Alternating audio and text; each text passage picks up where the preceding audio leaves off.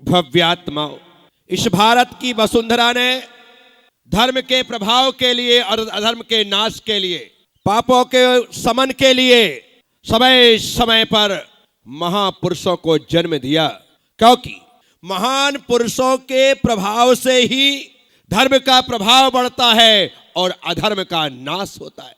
अन्यथा आसुरी शक्तियां, पाप और बुराइयां दिन दूनी रात चौगनी वृद्धि करती रहती है। आज लोगों के जीवन में यदि बुराइयों ने घर किया है तो इसका मतलब है गांव में राम मंदिर तो है, गांव में हनुमान मंदिर तो है, गांव में बालाजी का मंदिर तो है, गांव में देवी जी का मंदिर तो है, गांव में भगवान का मंदिर तो है, लेकिन हमारे मन में भगवान नहीं है। इसी कारण से हमारा जीवन बुराइयों का घर बन गया। जो लोग अपने भीतर भगवान को बसा लेते हैं उनके भीतर बुराइयां निवास नहीं करती है। यदि कोई व्यक्ति दारू पी रहा है तो इसका मतलब है उसके भीतर राम नहीं है। यदि कोई व्यक्ति बुरे कार्य कर रहा है तो समझना उसके भीतर रावण तो है लेकिन राम नहीं है। जिसके भीतर राम होगा वो ना बीड़ी पिएगा, ना सिगरेट पिएगा, ना तंबाकू खाएगा, ना दारू पिएगा, ना मांस खाएगा, ना शराब पिएगा, कुछ नहीं। क्यों? क्योंकि उसके भीतर राम है। और जिसके भीतर रावण होगा उसका तो भगवान ही मालिक है। इसलिए अभी मंगलाचरण किया जा, राम आएंगे तो प्रखर कहां गया माइक हाथ में रखे बेटा।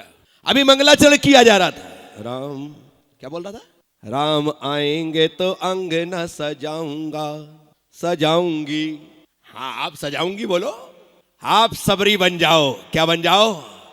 आप हर महिला को आज की तारीख में जितनी कथा सुनने बैठी है, मैं तो आप सबको सबरी ही मान करके कथा सुना रहा हूं। इतनी सारी सबरी मां यहां पर बैठी हैं और यदि पुरुष सुन रहे हैं तो मैं आपको केवट मान करके कथा सुना रहा हूं, क्योंकि केवट ने भगवान श्री राम को नदी से पार उतारा था और भगवान श्री राम ने कहा था कि तूने मुझे नदी पार करवाया है, मुझे तुझे भव पार करूंगा।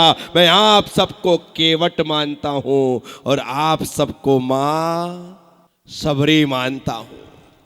और वही बनकर के कथा सुनना तो कथा सुनने का आनंद आएगा। अन्यथा ऐसी कथाएं तो हमने साधु और संतों से कई कई बार सुनी है। लोगों को पूरी की पूरी रामायण याद है।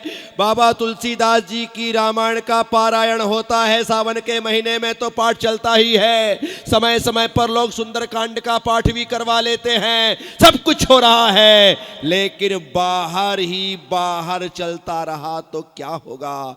बाहर तो सुंदर कांड है और भीतर लंका कांड है। भीतर नहीं, सुंदर कांड में भगवान हनुमान की चर्चा है, उनकी वार्ता है। अद्भुत है कथा प्रभु की। राम कथा सुर तरु की छाया। क्या कहा बाबा तुलसीदास ने?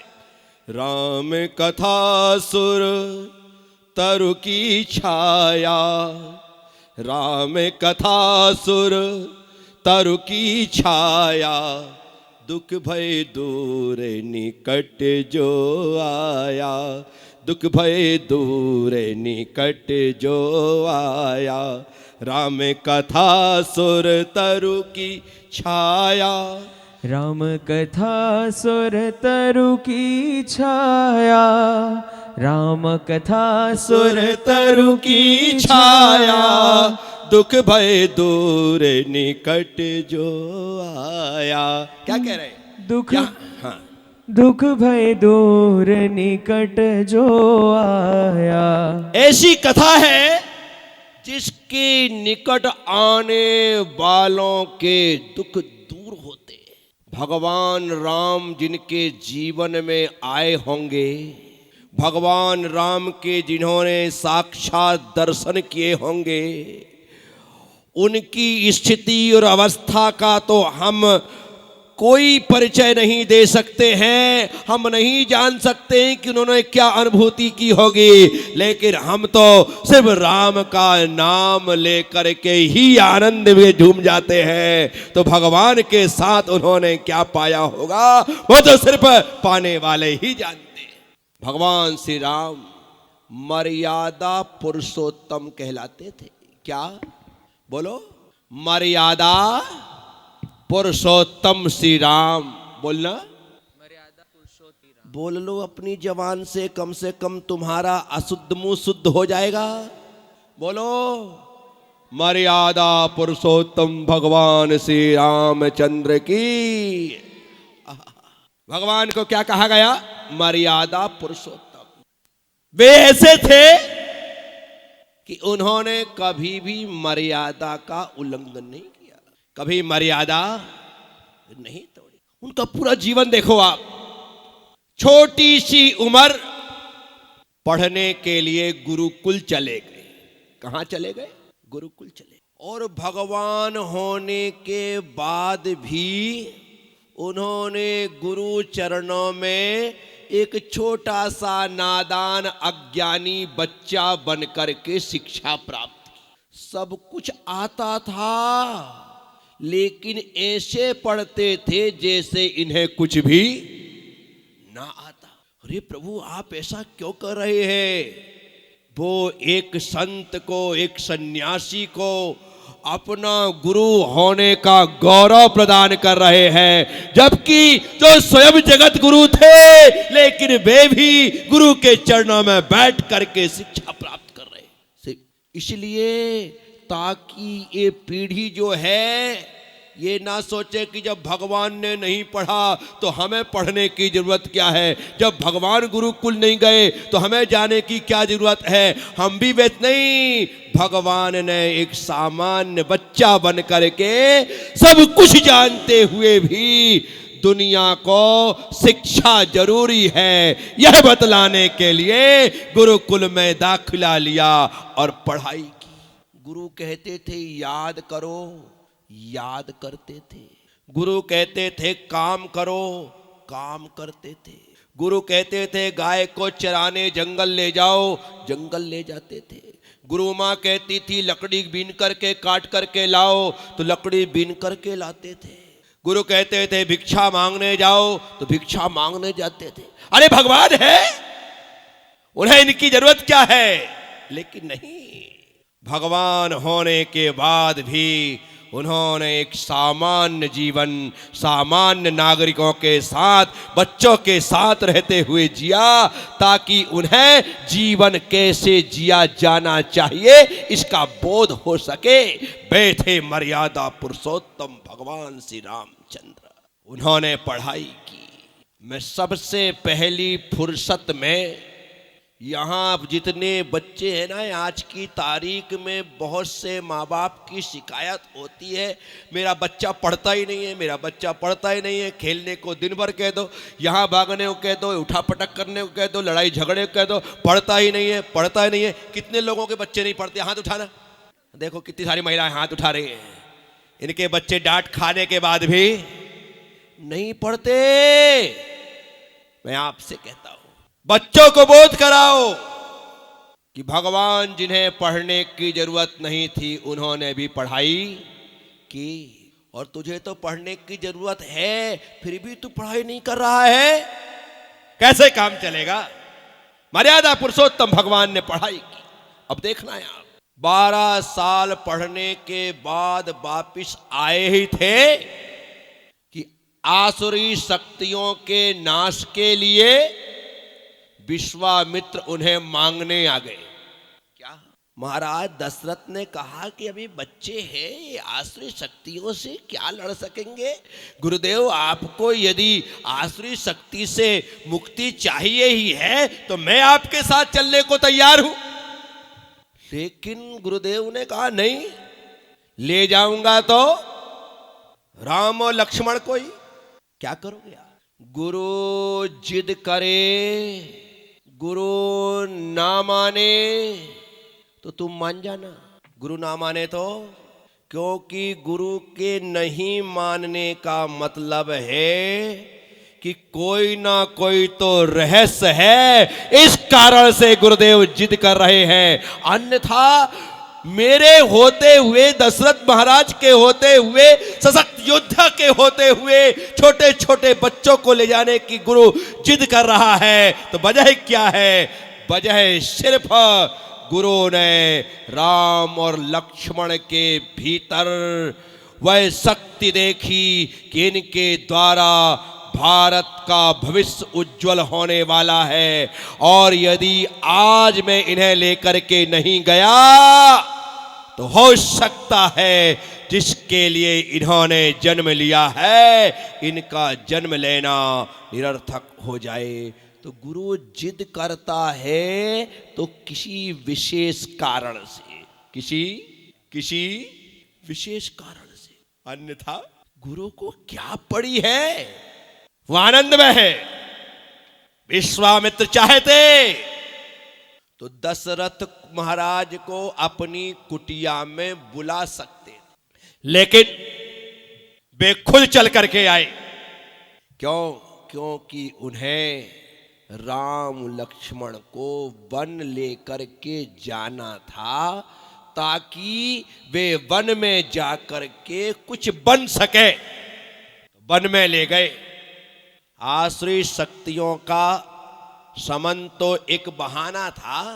वे इतने शक्तिशाली थे कि वे स्वयं ही वो कार्य कर सकते थे, लेकिन युवा अवस्था के में, बाल अवस्था में ही कहो, राम और लक्ष्मण से आसुरी शक्तियों का वध करवा करके उन्होंने सारे संसार को एक मैसेज दिया, और जितनी अन्य शक्तियां थीं, जैसे ही राम ने ताड़का का वध किया, ओहो, सारे असुरों में खलबली पैदा हो गई कि कोई ऐसा व्यक्ति जन्म ले चुका है जिसके सामने अब हमारा जाना मुश्किल है। तो वे आसुरी शक्तियां स्वयं ही दुबक गई, भाग गई। ये मैसेज था कि सभी लोग सावधान हो जाओ, अब तुम्हारा साम्राज्य नहीं, अब धर्म का साम्राज्य स्थापित होने वाला है। भगवान आ चुके हैं। ये संदेश विश्वामित्र ने सारे संसार को दिया। इतना ही नहीं, अभी तो असुरों को पता चला है कि भगवान जन्म ले चुके हैं। अब सुरों को पता चले, नरों को पता चले, इसके लिए वे उन्हें स्वयंवर के लिए मिथिला ले गए। देख रहे हैं आप, कहां ले गए? मिथिला ले गए।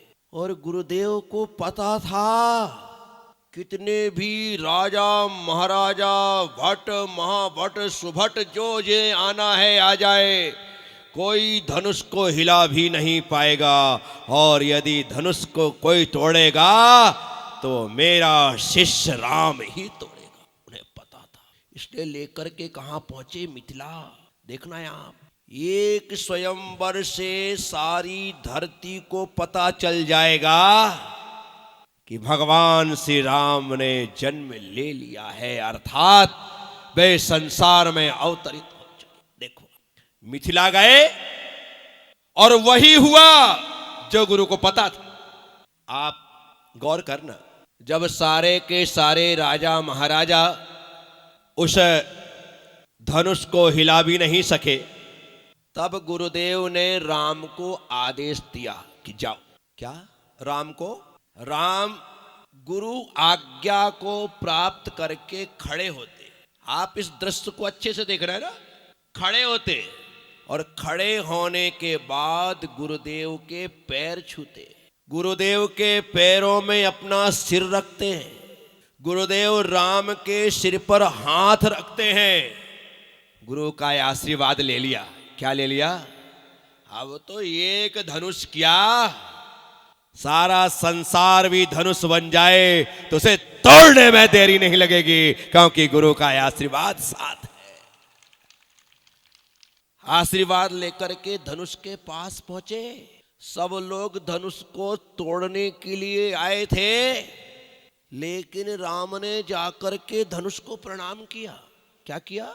शिव धनुष है, इंद्र धनुष है, उसे प्रणाम किया। जैन परंपरा में इसे सागरावर्त धनुष यह नाम दिया गया। हिंदू परंपरा में शिव धनुष कहा गया। विद्याओं से युक्त था, रक्षक देवी देवताओं से वह युक्त था, उसकी रक्षा देवी देवतागण करते थे। अब जिस धनुष को तोड़ने के लिए गुरु ने आज्ञा दी है, अब जिसका वह धनुष है, एक बार उसे प्रणाम करके उनसे भी तो आज्ञा ले लो। क्या? अन्यथा यदि वो कुपित हो गए तो क्या होगा? उन्होंने बड़ी विनम्रता के साथ धनुष को प्रणाम किया। मैं आप सबसे कहता हूं, जीवन में अहंकार को अपने आसपास फटकने और भटकने मत देना। उससे कहना तू दूरी, और विनम्रता से दूरी मत बनाना। उससे कहना तू मेरे साथ ही रहे। हाथ जोड़ना पड़े तो छोटों के भी जोड़ लेना, हाथ जोड़ना पड़े तो छोटों के भी जोड़ लेना। बस तुम्हारे हमारे हाथ जोड़ने से यदि परिवार जुड़ा रहता है तो मैं सबके हाथ जोड़ने के लिए तैयार हूं। समाज जुड़ा रहता है तो मैं सबके हाथ जोड़ने को तैयार हूं। बस मेरे हाथ जोड़ने से परिवार अखंड बना रहे। कैसा बना रहे? क्या प्रॉब्लम है? छोटा भाई यूं है ना, वो हाथ नहीं जोड़ रहा है, कोई बात नहीं। बड़े भाई को, अपने छोटे भाई को ऐसा देख करके ऐसा हो जाना चाहिए। कैसा हो जाना चाहिए? कि ठीक है भाई, तू बड़ा सही, छोटा है ना, आज से तू बड़ा, मैं बड़ा हूं, आज से मैं छोटा, लेकिन इस परिवार को अखंड बना रहने दे। हम सब साथ रहेंगे तो निश्चित तौर पर सुख प्राप्त करेंगे, आनंद प्राप्त करेंगे। जरा सी बात पर विवाद मत कर और परिवार को खंड खंड मत कर, इस परिवार को अखंड रहने दे। हम एक ही पिता की संतान है, हमारे पूर्वज एक थे, हमें भी एक रहना है। ऐसा भाव लेकर के चलो। साथियों, जब परिवार अखंड होता है तो हमारा सुख भी अखंड होता है। परिवार टूटता है तो हमारा सुख, शांति, अमन, चैन भी टूट जाता है, वह भी टुकड़े टुकड़े हो जाता है।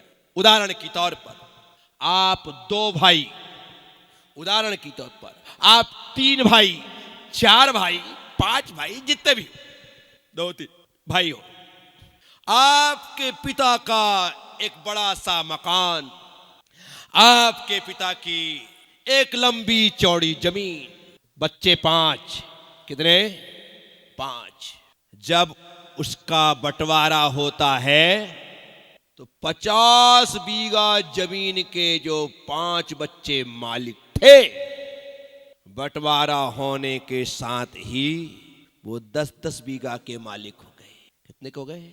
अभी 5 कहते थे कि हमारी 50 बीघा जमीन है। क्या कहते थे? 5 कहते थे। और जिस दिन बंटवारा हुआ उस दिन कहने लगे हमारी 10 बीघा जमीन है, मेरी 10 बीघा जमीन है, मेरी 10 बीघा। ऐसा कहना। याद रखना, रिश्ते जब भी बनते हैं आप और हम में बनते, रिश्ते जब भी बनते हैं आप और हम में बनते हैं। मैं कभी रिश्ते नहीं बनते। मैं कहोगे तो कोई रिश्ते नहीं है। आप हम कहेंगे तो रिश्ते ही रिश्ते हैं, और मैं करेंगे तो कभी रिश्ते नहीं बनते। इसलिए मैं नहीं हम, मैं नहीं हम ही नहीं आप, जो कुछ है आप, मेरे माई बाप, ठीक है ना? देखना है आप, रिश्तों में ऐसी मजबूती आएगी कि पूछो मत। जब रिश्ते में मैं होने लगता है तो बिखर जाता है। बड़ा भारी मकान जब 5 टुकड़ों में होता है तो जिसमें मकान के भीतर बड़ा भारी आंगन था, जिसमें हमारे घर की महिलाएं धूप में बैठ करके कभी पापड़ सुखाती थी, कभी वहां पर दाल सुखाती थी, कभी गेहूं सुखाती थी, कभी देख करके बैठ जाती थी और बतियाते हुए एक दूसरे के सिर से जुए निकालती थी। तो क्या क्या जुआ निकाले, कोई ऐसा थोड़ी कि शेर निकाल रहे हो, निकालते नहीं, उसमें क्या हो गया, बाल है, जंगल में शेर नहीं रहेगा तो कहां रहेगा, ठीक है ना? वो आनंद था। लेकिन जिस दिन से 5 टुकड़े हुए हैं, आंगन समाप्त हो गया, आंगन गायब हो गया।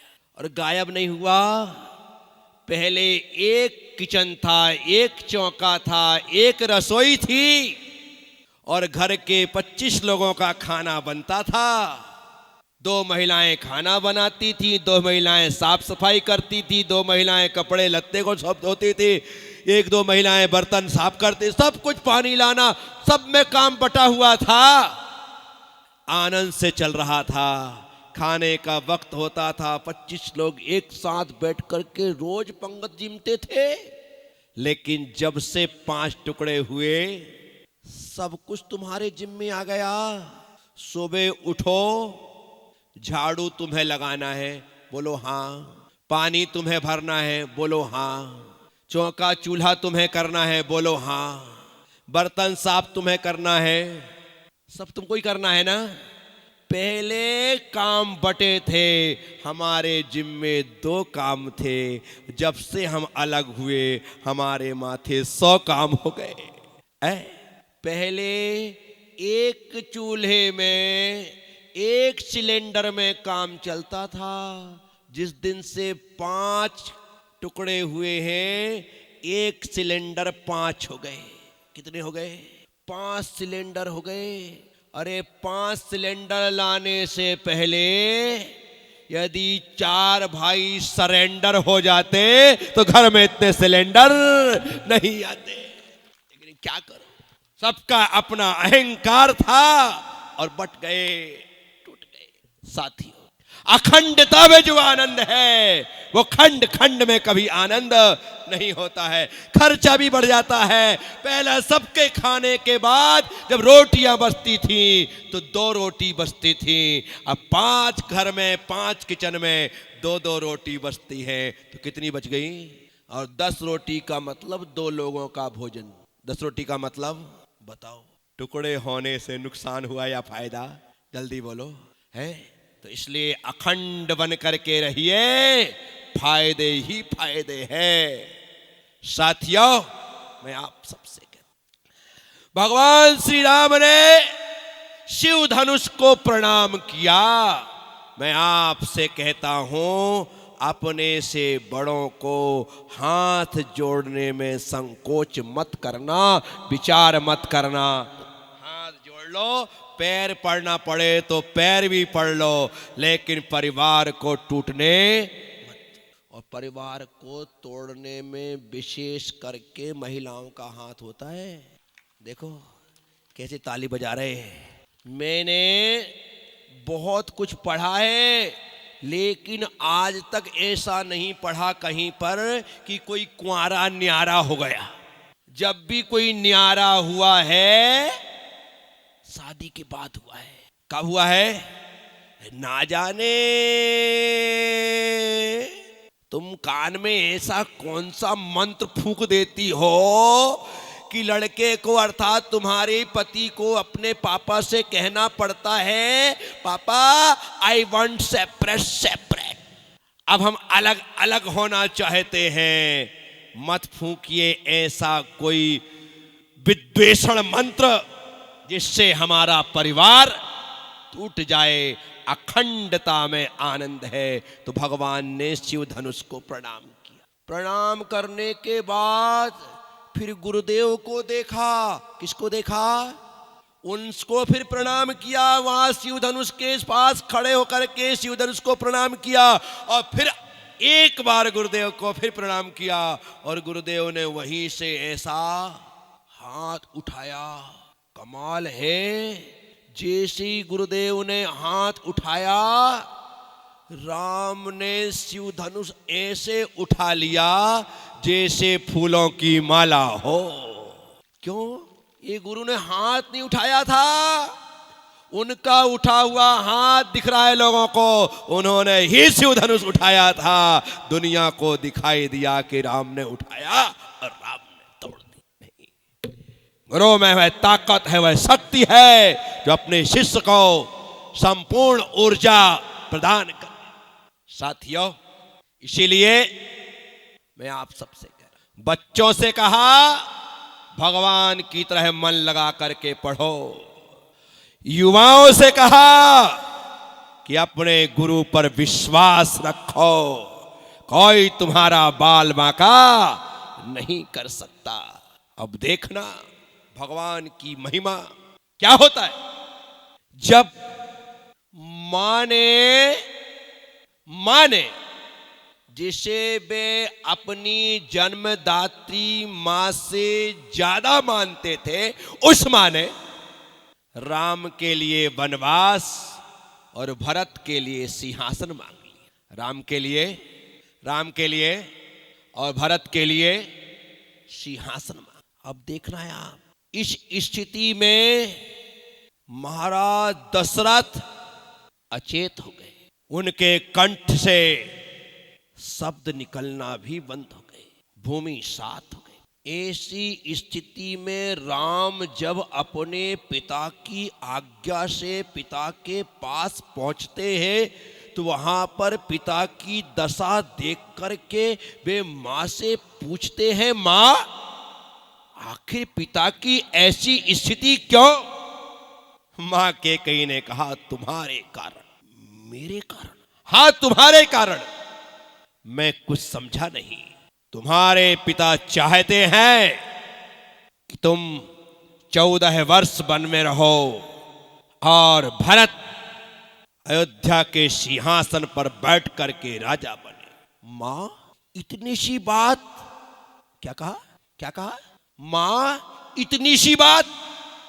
पिता तो क्या, आप आज्ञा दे, ही आपका पुत्र आज ही बन जाने को तैयार है और भरत को राज सिंहासन पर बैठा। सीखने जैसा पाठ है यह। हम तो अभी 2-4 फुट जमीन के लिए अपने भाई के जानी दुश्मन बन जाते हैं, कोर्ट और कचहरी पहुंच जाते हैं। नहीं होता क्या? लाखों रुपए वकीलों को खिलाते हैं, पेशी दर पेशी बढ़ती और चलती रहती है। विचार करो, एक क्षण में जिनका कल सुबह राज्याभिषेक होना था वो वन का राजा बनने को तैयार, जंगल जाने को तैयार, भरत को सिंहासन देने को। कितना बड़ा आदर्श है भगवान श्री राम का। अपने परिवार की खुशी के लिए परिवार को छोड़ना पड़े तो उसे हंसते हंसते छोड़ देना चाहिए, ऐसा भगवान सिखलाते हैं। साथियों, लेकिन परिवार में खुशियां रहे, माँ बाप खुश रहे, मेरे भाई, मेरे बंधु, मेरे बहन सब खुश रहे, इसके लिए सब कुछ निछावर है। मैं सब छोड़ने को राजी हूं, छोड़ दिया। दौलत किसी की बदौलत नहीं, अपने पुण्य से प्राप्त होती है। दौलत किसी की बदौलत नहीं, अपने पुण्य से। तुम्हारे भाग्य में होगा, तुम्हारे पिता तुम्हें 1 रुपया ना दें तो भी तुम्हारे पास पुण्य है तो संपत्ति आ जाएगी। और यदि तुम्हारे पिता ने अपनी पूरी जागीर तुम्हारे नाम कर दी और पुण्य नहीं है तो साल 6 महीने में सारी दौलत पड़ोसी के घर चली जाए। किस बात के लिए लड़ रहे हो? जो तुम्हारा नहीं है उसके लिए, जो तुम्हारी दौलत नहीं है उसके लिए। अरे लड़ना है तो अपने भाई के लिए लड़ो। जैसे लक्ष्मण, जिन्हें वनवास नहीं दिया गया था, लेकिन उन्होंने कहा ये राज, ये पाट, ये ताज, ये तख्त, ये सिंहासन सब कुछ तुम्हारा, मुझे तो सिर्फ मेरा भाई चाहिए। मेरे भैया जहां रहेंगे वहां ये लखन रहेगा, वहां लक्ष्मण रहेगा। वाह क्या बात है रामायण की। साथियों, दौलत के लिए भाई को मत छोड़ना, भाई के लिए दौलत को छोड़ देना। क्या? दौलत के लिए, क्योंकि तुम्हारा खून का रिश्ता भाई से है, दौलत से। खून बहा करके दौलत कमाई जाती है, खून बहा करके दौलत कमाई जाती है, लेकिन खून बहा करके भाई नहीं बनाया जाता। खून बहा करके दौलत कमाई जाती है, खून बहा करके भाई बिठाया जाता है, लेकिन ये तो खून का रिश्ता है। मैं दौलत छोड़ने को राजी हूं, लेकिन अपने भाई को, अपने परिवार को, अपने माता पिता को, अपने भाई बंधु को छोड़ने को तैयार नहीं हूं। सब कुछ निछावर है, मुझे मेरा परिवार चाहिए। इस भावना हमारे भीतर हो, ये मर्यादा पुरुषोत्तम श्री राम की कथा हमें सिखला रही है। साथियों, मैं आप सबसे, अद्भुत है राम कथा, अद्भुत। वे राम जिन्होंने एक क्षण में अयोध्या का सिंहासन छोड़ दिया। अब देखना, राम तो चले गए वन, साथ में चली गई सीता और साथ में चले गए लक्ष्मण। यहां भरत सिंहासन पर बैठने को तैयार नहीं। कथा देखना है आप, भरत सिंहासन पर बैठने को तैयार। क्या कह रहे हैं भरत?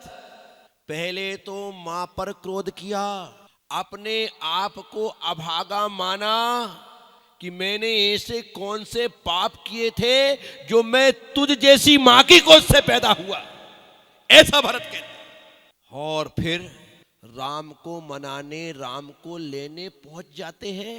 लेकिन राम तो राम थे, वो ऐसे मान करके आने वालों में नहीं थे।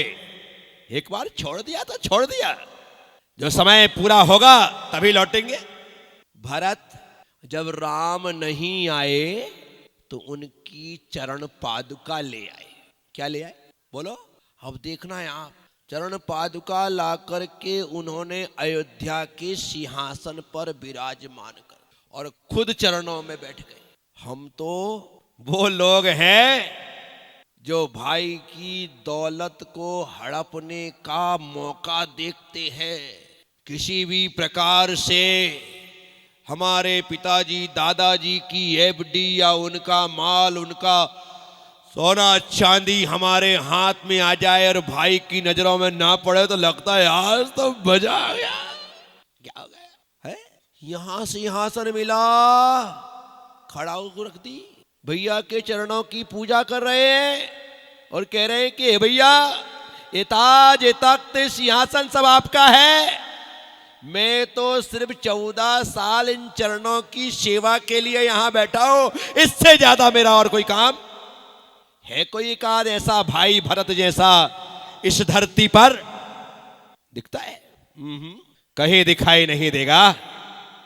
साथियों, राम कथा जब आगे बढ़ते, क्या क्या नहीं किया राम ने वन में। निषाद राज से दोस्ती कर ली, जो भील था, गौड़ था, एकदम पिछड़ी जाति का था। कहां राजा भोज, कहां गंगू तेली वाली कहावत चरित्रार्थ होती थी। लेकिन राम ने उस निषाद राज को गले लगाया। क्या लगाया? गले लगा। अरे कहां रघुवंश, कहां सूर्यवंश, और वो निषाद राज कहीं से कहीं तक भगवान की तुलना में समकक्ष बैठने की योग्यता नहीं रखता है। लेकिन उन्होंने जैसे ही मिलना हुआ गले लगा लिया। जो छोटे बड़े में भेद ना करे उन्हें भगवान राम कहते हैं। जो जाति बात को दूर कर दे उन्हें भगवान राम कहते हैं। जो सबको गले लगा दे उन्हें मर्यादा पुरुषोत्तम श्री राम कहते हैं। साथी विचार करो, किस बात का भेद? कल जब लोकेश ने कहा कि मेरी इच्छा है कि सभी गांव वासियों को भोजन कराऊं, महाप्रसाद, मैंने कहा बिल्कुल सबको बुलाओ, जितने भी लोग हैं जिस भी समाज के लोग हैं सबको यहां आना चाहिए। क्यों? ये भेदभाव जब तक हम नहीं मिटाएंगे तब तक हम भगवान की निकटता प्राप्त नहीं कर सकेंगे, तब तक हम भगवान को प्राप्त नहीं हो सकेंगे। आप सब लोग आए हैं ना, बड़ी खुशी है। इसलिए तो मैंने कहा कि मैं 1 घंटे की राम कथा सुनाऊंगा। राम के माध्यम से मैं आपको वह जीवन कैसे जीना चाहिए यह बतलाऊंगा। निषाद राज को गले लगा लिया, मतलब कोई छोटा नहीं है, कोई बड़ा नहीं है, कोई ऊंचा नहीं है, कोई नीचा नहीं है, सब बराबर हैं, ऐसा संदेश केवट उसका उद्धार किया, उससे पैर धुलवाए और उसे भाव पार करने की बात कह करके वो आगे बढ़े। देखना है सबरी का उन्होंने उद्धार किया। सबरी के हाथ के जूठे बेर खा लिए। भिलनी थी और एक कहां राजा महाराजा थे, छत्री थे, मना कर देते, लेकिन खा लिए। क्या बात है।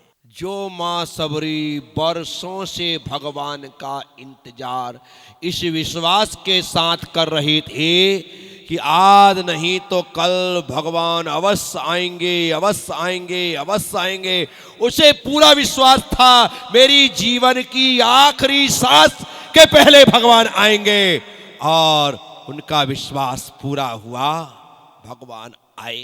अब देखना, पांव पखारने के लिए तो उसके पास थाली भी नहीं थी, पांव पखारने के लिए थाली भी, जल को रखने के लिए कोई कलश भी नहीं था। तो क्या किया सबरी ने? अपने दोनों हाथों को आगे किया और भगवान से कहा अपने चरण मेरे हाथों में रख दो। हाथों की थाली में भगवान के चरण रखे और नैनों के कलश में जो अश्रु का जल था उससे भगवान के पाद प्रक्षाल किए, चरणों को धो दिया और पुण्य का अर्जन कर लिया उस सबरी ने। इतना ही नहीं, भीतर ले जाकर के पत्थर की शिला पर बिठाया झोपड़ी में और एक एक बेर चक चक करके खिलाने, एक एक बेर चक चक करके खिलाने। राम बढ़िया खा रहे हैं और लक्ष्मण देख देख करके मुंह बिगाड़ रहे हैं। लक्ष्मण मुंह बिगाड़ रहे हैं। वैसे ही जैसे राम के हाथ में उन्होंने बेर दिए, वैसे ही लक्ष्मण के हाथ में भी बेर। लक्ष्मण ने बेर ले तो लिए, लेकिन सबरी से नजरें बचा करके बेरों को यूं उछाल दिया। कहते हैं वे बेर लक्ष्मण के हाथ से छिटक करके हिमालय पर्वत पर जाकर गिरे। कहां गिरे? हिमालय में जाकर। बात खत्म हो गई। यहां सबरी जूठे बेर खिला रही है, भगवान खा रहे हैं। लक्ष्मण ने कहा मां, बेर खिलाना तो समझ में आता है, लेकिन जूठे करके खिलाना समझ में नहीं आता है। तब सबरी ने कहा बेटा, मैं ये तुम्हारे रघुकुल की रीति का ही पालन कर रही हूं। अब तो लक्ष्मण की भ्रकटियां तन गई कि हमारे घर में तो कहीं ऐसा होता नहीं कि कोई मेहमान आए और चक चक करके जूठा कर करके खिलाए। बोले नहीं बेटा, ये रघुकुल की ही परंपरा है। बोले कैसे परंपरा है? हमारे यहाँ पर ऐसा नहीं होता है। मैंने माँ कौशल्या को कभी ऐसे नहीं देखा, माँ कैकेयी को ऐसा नहीं देखा, सुमित्रा को ऐसा नहीं देखा। आप गलत कह रही है। नहीं बेटा, ये रघुकुल की ही परंपरा है। आप बताओ कहाँ कैसी परंपरा है? बेटा तुम्हारे घर भोजन बनता है? बोले हाँ। भोजन बनने के पश्चात माँ कौशल्या क्या करती है? बोले एक थाली में भोजन निकाल करके भगवान को चढ़ाती है। बोले बस उसी परंपरा का मैं पालन। अब लक्ष्मण तो इस पहेली को बुझा नहीं पाए। पूछा कि मुझे बताओ कि आप ऐसा कैसे कर रही हो? बोले बेटा, ये राम तो आज मेरी कुटिया में आए हैं, मेरा राम तो मेरी जुबान में बसता है। मेरा राम तो मेरी जुबान में बसता है। मैं सबसे पहले अपनी जुबान में बैठे हुए राम को भोग लगा रही हूं, उसके बाद यहां पर बैठे हुए राम को भोग लगा रही हूं। साथियों, अद्भुत है राम। इतना ही नहीं, सीता का हरण हो गया, रावण लेकर के चला गया। जटायु जिसके पास ताकत नहीं थी, वह भी अधर्म के खिलाफ लड़ने को खड़ा हो गया। किसके खिलाफ? जिस जटायु की पास ताकत नहीं है वो दशानन से भिड़ गया। अधर्म कितना भी बलवान क्यों ना हो, धर्म कितना भी कमजोर क्यों ना हो, लेकिन धर्म को अधर्म पर प्रहार करना नहीं छोड़ना चाहिए, अन्यथा आतताइयों की संख्या दिन दूनी रात चौगुनी बढ़ती चली जाएगी। साथियों, यहां पर आप बैठे हैं, ये बुराइयां तुम्हारे भीतर घर कर चुकी, तुम्हारे भीतर जम चुकी है। यदि तुम बीड़ी ना पियो तो तुम्हें बेचैनी होती है, गुटखा ना खाओ तो तुम्हारा प्रेशर नहीं बनता है, दारू ना पियो तो तुम्हें मजा नहीं आता है। ये बुराइयां हैं। क्या है? मैं आचार्य प्रज्ञा सागर इस राम कथा को सुनाते हुए आप सबसे कह रहा हूं, रावण सबके मन में है, राम अभी भी वन में है। रावण सबके मन में है, राम अभी भी वन में है। आज तुम्हारे मन की अयोध्या में राम का प्रवेश होना चाहिए और तुम्हारे भीतर से बुराइयों का रावण मर करके बाहर निकलना चाहिए। उसकी अंतिम यात्रा निकाल दो आज, छोड़ दो अपनी बुराइयों को। हाँ करके मुझे श्रीफल चढ़ाया है ना, ये श्रीफल से मैं खुश नहीं होता। ये तो लोग मुझे बोरे भर भर करके चढ़ा सकते हैं, लेकिन यदि तुमने अपनी जेब में हाथ डाला और हाथ डाल करके तमाकू की डिब्बी निकाली, बीड़ी का पैकेट निकाला, सिगरेट निकाली और ला करके यहां चढ़ा दिया, तो मैं आचार्य प्रज्ञा सागर बहुत खुश हो जाऊंगा कि चलो आज इस व्यक्ति ने बुराई छोड़ दी। अपने बुराइयों के रावण को बाहर निकालो। है किसी की हिम्मत कि आप किसी के भीतर का रावण मरा हो तो मैं चाहता हूं उसका अंतिम संस्कार इसी गुरुधाम में हो जाए। है कोई मन करता है कि आज से मैं बुराइयों के रावण को दफनाना चाहता हूं, जलाना चाहता हूं? हिम्मत करो। एक आदमी हिम्मत करेगा, मैं गारंटी देता हूं, एक हिम्मत करेगा 4 खड़े होंगे, 4 हिम्मत करेंगे 1000 खड़े होंगे। एक व्यक्ति को हिम्मत करने की जरूरत है जेब में है, निकाल। आओ आओ आओ, ये देखो इन रोगों के रावण मर चुके हैं और मैं आचार्य प्रज्ञा सागर उनका अंतिम संस्कार कर रहा हूं। इधर आओ, बीड़ी वहां छोड़ दो और मेरे पास आओ। ये लो, इसको फोड़ करके खाना, तुमको किसी प्रकार की तमाकू वमाकू की जरूरत नहीं पड़ेगी। बहुत बहुत आशीर्वाद, जाओ सुखी रहो, तुम्हारे बाल बच्चे सुखी रहे, तुम्हारा परिवार सुखी रहे, सब सुखी रहे। जोरदार तालियां आप इनके सम्मान में बजाओ। आओ दादा, ये लो, प्रसाद खाना है ना, प्रसाद खाना है ना, बस कोई कुछ नहीं, बिल्कुल आराम से। तुम्हारे मन का रावण जो था वो मर गया। इन तीन लोगों के नाम पता करो भाई। दादा नाम क्या है आपका? अमरलाल, अमर हो गए आज आप। ओह राम प्रसाद, तुमको सही प्रसाद आज मिला है। वो नारियल लेके जाओ जो मैंने दिया है। वो कहाँ गया? तेरा नाम क्या है? दिनेश। अरे वाह यार, बहुत बढ़िया। राम प्रसाद, दिनेश और अमरलाल, इन 3 लोगों के भीतर का रावण अंतिम संस्कार हो गया। एक बार जोरदार तालियां इनके लिए बजाओ। ये दारू, ये मांस, लोग दारू पीते हैं। कौन कौन दारू पीता है? ईमानदार से हाथ उठाना। दारू पीने वाले, अपना फाटा खेड़ा जो गुर्जरों का गांव है, एक भी गुर्जर ऐसा अपने फाटा खेड़ा में और नीम की खेड़ी में और बक्सवाहा में ना हो कि कोई दारू पीने वाला हो। हमारा गांव आदर्श गांव बने, ऐसा संकल्प हर व्यक्ति को लेना है। यही तो राम कथा है। मैं कितनी भी राम कथा सुनाऊं और ये लोग यदि यहां आ रहे हैं तो समझना रावण मर चुका है। और यहीं से यहाँ से हाँ ऐसा नीचे कर लो, उठा हाथ में लगा कैमरा। आओ, आ जाओ आ जाओ आ जाओ, बहुत बढ़िया। आओ, हा हा हा हा हा। प्रज्ञा सागर तुम तो यहीं चतुर्मास कर लो। आओ दादा, हाँ चढ़ा दो, यहाँ चढ़ा दो, यहाँ चढ़ा दो, यहाँ दादा यहाँ चढ़ा दो, यहाँ चढ़ा दो। नहीं श्रीफल नहीं, बीड़ी सिगरेट, बीड़ी वो नहीं, श्रीफल तो मेरे पास लाओ, तुम्हारे जेब में जो रखा है बीड़ी सिगरेट चढ़ा दो यहाँ, यहाँ निकालो जेब से। आहा हा हा हा। नाम क्या है? मनमोहन। तुमने तो मन मोह लिया मेरा भाई। मनमोहन, कुछ न दारू ना कुछ नहीं पीना का, ठीक है ना, ना बीड़ी ना सिगरेट। बहुत सुंदर, बहुत बढ़िया। आहा हा। मन दादा नाम सीताराम, बोलो सीताराम। नाम क्या है? धन्नालाल। हाँ सब बंद, दारू बंद करना है। धन्नालाल जी, बहुत बढ़िया। सब बंद है ना, पीना भी नहीं खाना भी नहीं।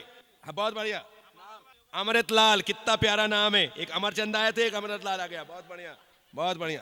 सुखी रहो, खुश रहो, आनंदित रहो।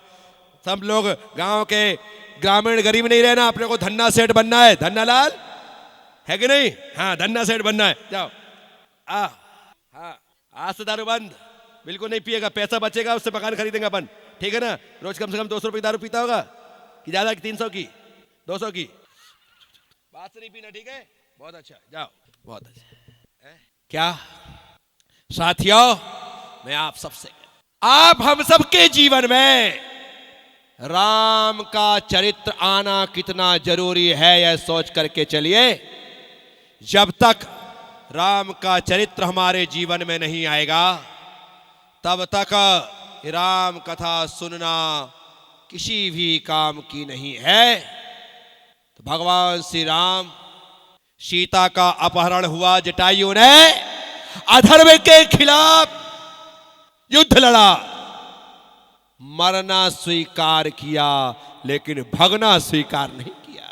वो थे जटायु, वो थे जटायु। और जिसने धर्म के लिए मरना स्वीकार किया, इस वजह से उनकी अंतिम श्वास भगवान की गोद में निकली और उन्होंने राम बोलते हुए इस संसार से विदा लिया। साथियों, मैं आप सबसे कह रहा हूं, सीता का हरण हुआ सीता की गलती से। किसकी गलती से? सीता का हरण सीता की गलती से हुआ। लक्ष्मण ने साफ मना किया था, मां कुछ भी हो जाए, इस लक्ष्मण रेखा के बाहर, लक्ष्मण रेखा के बाहर अब मैं तुम्हारी तरफ आता हूं। क्योंकि सीता ने उल्लंघन किया है, इन्हें थोड़ी किया। क्या? हर सीता का दायित्व है कि वह अपनी मर्यादा के रेखा के भीतर रहे। कहां रहे? मर्यादा के भीतर रहे। क्योंकि चारों तरफ रावणों की भरमार है। सब लोगों की तुम्हारे ऊपर गिद्ध दृष्टि है, सब तुम्हारे शरीर को लौंच लेना चाहते हैं। इसलिए मैं यहाँ पर बैठी हुई समस्त जगत जननी जगदम्बा स्वरूप माँ सीता का स्मरण करते हुए इन महिलाओं से कहता हूँ, हमें अपनी मर्यादा में रहना है। कहाँ रहना है? कहाँ रहना है? क्योंकि बाहर सभी चोर उचक्के बदमाश लोग घूम रहे हैं, सबकी दृष्टि गंदी है। बोलो हाँ। इसलिए हमें अपनी सुरक्षा खुद को करना है, मर्यादा बना करके रखना है। जब भी कहीं जाओ अकेले मत जाओ, साथ जाओ, ताकि 2-4 रहोगे तो उन्हें सबक सिखा सकोगे। इसलिए साथ जाने की, साथ निकलने की, साथ रहने की आदत डालो। इस बात की प्रतिज्ञा करके हमें चलना चाहिए, तभी जा करके हम माता सीता की तरह लंका में रहने के बाद भी सुरक्षित रहेंगे। अन्यथा लोग हमें छोड़ने वाले नहीं। तो साथियों, मैं आप सबसे कह रहा हूं, मां सीता मर्यादा में रही लंका में रहने के बाद, तो हमें भी मर्यादा में रहना है। आप तो गांव के हो, और गांव के होने के बाद गुर्जर समाज से हो, अन्य और भी समाज से होंगे। तो हमारे यहाँ तो ये घूंघट प्रथा अच्छी है कि कहीं से कहीं तक हम यूं नहीं घूम रहे हैं, बराबर तरीके से घूंघट से युक्त है हमारा शरीर। ढका हुआ है हमारा चेहरा, तो इन मर्यादाओं से बंद करके रहना है और अपने आप को माता सीता का पथानुगामी बना करके चलना है। उसके पश्चात बहुत सी कथा है। अभी तो हनुमान जी खबर लेने जाएंगे और राम की खबर दे करके आएंगे कि एक बानर इतना कार्य कर सकता है तो पूरी सेना आ गई तो क्या होगा। सोच ले रावण। अंगद जाएगा, रावण को उसके पैरों में झुकना पड़ेगा। वो कहेगा जब एक सेवक के चरणों में झुकने के लिए रावण तू तैयार है तो सेवक को मत झुक, भगवान के चरणों में प्रणाम कर ले। ये संदेश वह मिलने वाले। राम सेतु तैयार होगा, यहां से सेना वहां जाएगी, सब कुछ होगा। मैं आप सबसे कह रहा हूं, बुराई कितनी भी मजबूत क्यों ना हो, यदि अच्छाई लड़ने को तैयार हो जाए तो एक दिन बुराई का अंत हो करके ही रहता है, बुराई समाप्त ही होती है। तो हमारे जीवन से बुराइयों का खात्मा हो, बस यही राम कथा का एक मकसद है। मैं आपके बीच में रहा, आपसे मैंने बात की और तकरीबन 10-12 लोगों का रावण मर गया, उसका अंतिम संस्कार भी हो गया। चलो, जो नहीं आ पाए कोई बात नहीं, इतने लोगों से मैं एक साथ सब वहीं पर बैठे बैठे, क्योंकि हर व्यक्ति की हिम्मत नहीं होती है कि यहाँ पर आकर के आशीर्वाद ले सके, और सब लोगों की किस्मत में आशीर्वाद थोड़ी होता है कि उन्हें मिल सके। क्योंकि संत का आशीर्वाद लेना और इस पिच्छी का माथे पे पड़ जाना, ये महान पुण्य से ही प्राप्त होता है। क्योंकि दिगंबर मुनि इस पिच्छी के कारण ही पूज्य है। यदि ये मेरे हाथ में ना हो तो कोई मुझे ढोक लगाने को तैयार ना हो, मैं इसके कारण पूजा जाता हूँ। और मैंने यदि तुम्हारे माथे पर लगा दी है तो समझिएगा तुम्हारा आज विशेष पुण्य था कि तुम्हारे माथे पर यह पिच्छी पड़ी। नग्न रहता हूं मैं 24 घंटे 12 महीने ऐसे ही, 40 साल हो गए इस रास्ते पर चलते चलते, बचपने से ही आ गया था। चलते चलते एक बार भोजन पानी ग्रहण करता हूं, जो अभी कर लिया। अब कल ही सर्दी के दिन हो या गर्मी के दिन हो या बारिश के दिन हो, स्वस्थ रहूं या अस्वस्थ रहूं, कैसी भी स्थिति, 24 घंटे में एक बार ही भोजन पानी लेता हूं। पैदल चलने का नियम है, पैदल ही चलता हूं। कहीं भी जाना पड़े, बद्रीनाथ से लेकर के मैंने पौंडीचेरी तक यात्रा की, कलकत्ता से लेकर के मैंने जूनागढ़ तक, गिरनार जी तक की यात्रा की। सारा देश अपने पैरों से नापा है, पैदल चलता हूं।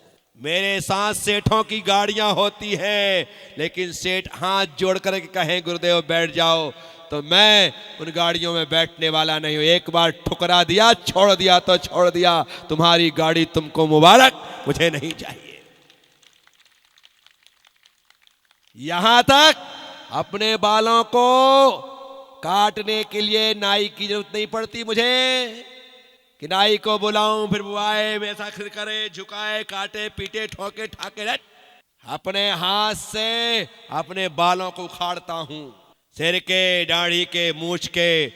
3-4 महीने में ये बाल बढ़ गए, इनको ऐसे कर करके सारे उखाड़ करके फेंक दूंगा। नाई की जरूरत नहीं पड़ती, कैंची की जरूरत नहीं पड़ती, छुरा की जरूरत नहीं पड़ती। स्वाभिमान के साथ जीता हो, किसी का आश्रय मुझे नहीं चाहिए, किसी का सहारा नहीं चाहिए। बहुत जैन मुनि होता है।